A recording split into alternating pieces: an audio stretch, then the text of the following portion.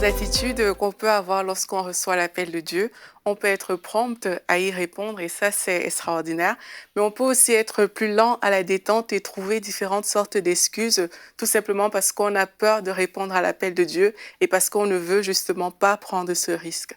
Mais aujourd'hui, je viens vous dire en fait que si vous avez entendu l'appel de Dieu, n'endurcissez pas votre cœur, mais choisissez vraiment de répondre à cet appel et d'y répondre promptement en fait. On a le cas de l'apôtre Paul, par exemple, dans la Bible qu'on connaît. Il a entendu l'appel de Dieu et puis là, c'était contraire naturellement à tout ce qu'il pensait parce qu'on sait que l'apôtre Paul il est en train de persécuter les chrétiens, oui. Et puis là, Dieu lui demande de faire le contraire en fait de ce qu'il a toujours fait. Et là, il a répondu promptement à l'appel de Dieu. Dans Galates 1 au verset 15, c'est Paul en fait qui explique ce qui s'est passé. Il dit « Mais lorsqu'il a plu à celui qui m'avait mis à part dès le sein de ma mère et qui m'a appelé par sa grâce de révéler en moi son Fils afin que je l'annonçasse parmi les païens, aussitôt je ne consultais ni la chair ni le sang. » En d'autres termes, il n'a consulté personne, il ne s'est pas posé 10 000 questions, mais il est parti pour l'Arabie pour répondre à cet appel de Dieu en fait.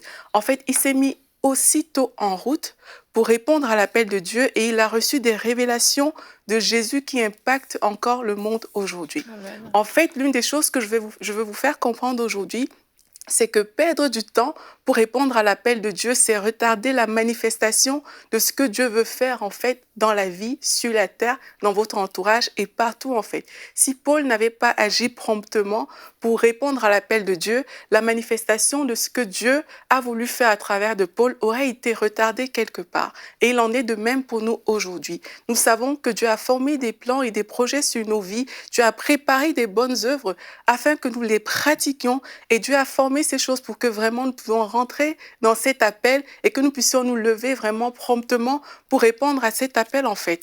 Dieu attend de nous que nous soyons obéissants et que nous obéissons promptement. Parfois, on va dans une autre direction. On connaît un peu l'histoire de Jonas qui n'a pas du tout voulu répondre à l'appel de Dieu.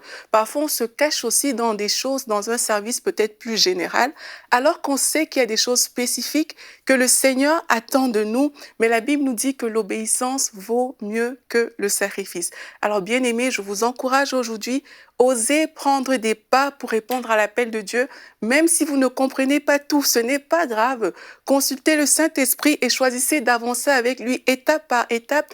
N'attendez pas que tout soit rose, n'attendez pas non plus qu'il soit trop tard, ne remettez pas à demain tout le temps. Chassez la procrastination, chassez la peur et puis laissez-vous tout simplement guider par le Saint-Esprit. Répondez avec foi, avec zèle à cet appel du Seigneur. N'attendez plus, c'est aujourd'hui le jour pour répondre à l'appel de Dieu.